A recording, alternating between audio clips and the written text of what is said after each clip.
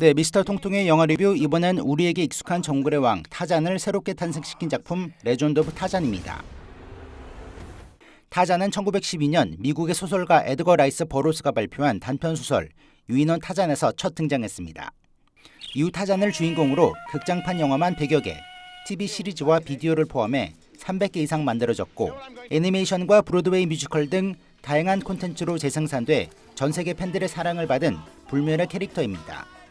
그레이스토크 5대 백작이자 상원의원인 존 클레이턴 3세. 그는 아득한 과거처럼 느껴지는 옛날, 지구 반대편에서 타잔이라는 전설의 이름으로 불렸던 존재입니다. 벨기에 왕 레오폴드는 본인의 자선 사업을 확인해달라며 존을 콩고로 돌아오라고 제안합니다. 하지만 이는 덫에 불과.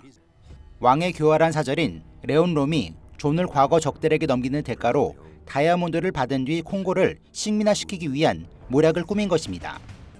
존은 10년 동안 밀림에서 떨어져 살았던 이유와 자신이 두려워하는 어두운 과거로 밀림에 돌아가기를 주저하는데 결국 콩고로 돌아간 존은 계략에 휘말리고 그의 아내 제인까지 납치를 당하는데 영화는 아내와 밀림을 지키기 위해 인간의 탐욕과 맞서는 타잔의 활약상을 그립니다.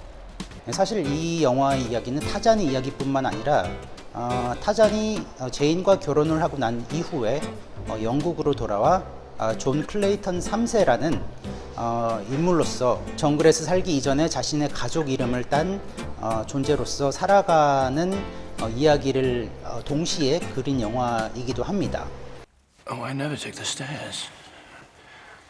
I usually take the curtains. 이 영화의 이야기는 존 클레이턴 3세가 자신이 과거에 살던 정글로 돌아가면서 시작이 되는데요. 이 부분은 사실 굉장히 좀 흥미로웠던 대목이었던 것 같습니다. 오리진 스토리와 이후에 벌어지는 이야기를 새로 창조를 해서 결합을 시킨 그런 영화라고 볼 수 있는데요. 오리진 스토리는 백플래시 형식으로 영화 중간중간 보여주면서 이후에 타잔이 정글로 돌아옴으로써 벌어지는 스토리를 다뤘다는 점은 굉장히 흥미롭게 다가오는 대목이라고 할 수 있습니다. 흔히 저희가 상상할 수 있는 소위 말해서 빤스만 입은 타잔의 모습뿐만 아니라 그 영국의 존 클레이턴 3세로서 살아가는 타잔으로서 사실 평상복을 입고 있는 타잔의 모습도 많이 볼 수 있어요. 그런 부분에 있어서 굉장히 조금 생소하면서도 굉장히 신선한 영화라고 할 수도 있고요. 타잔을 연기한 알렉산더 스카스가드의 연기는 육체적인 부분을 준비를 하기 위해서 트레이닝을 굉장히 많이 했다고 군더더기 없는 근육질의 몸을 상당히 많이 보여줍니다. Whatever happens, do not interfere.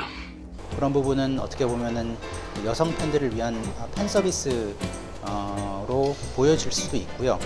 배역 자체가 일단 문명으로 돌아온 타잔, 그러면서 동시에 과거의 집이죠. 과거 그리고 고향을 그리는 듯한 인물의 어떤 그런 심리를 비교적 잘 표현하지 않았나. 세뮤엘 L. 잭슨은 미국의 특사로 등장을 합니다. 이 특사의 임무는 타잔과 함께 콩고로 들어가서 콩고에서 벌어지는 노예 포획, 콩고 원주민들이 노예로 불법 포획되는 것을 조사를 하기 위해서 영국으로 파견이 되었고 타잔과 함께 콩고로 들어가서 이런저런 증거물과 목격자들의 증언들을 수집을 하기 위해서 콩고로 같이 가는데 이제 영화 끝까지 등장을 하면서 적지 않은 비중을 차지하는 조연으로서 등장을 합니다.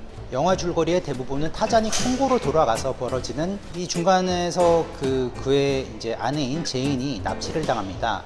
그러면서 제인을 구하기 위해서 그 악당들을 따라서 이제 악당들을 추격해 나가는 내용이 영화의 주된 줄거리인데요. He's Tarzan. You're Jane. He'll come for you.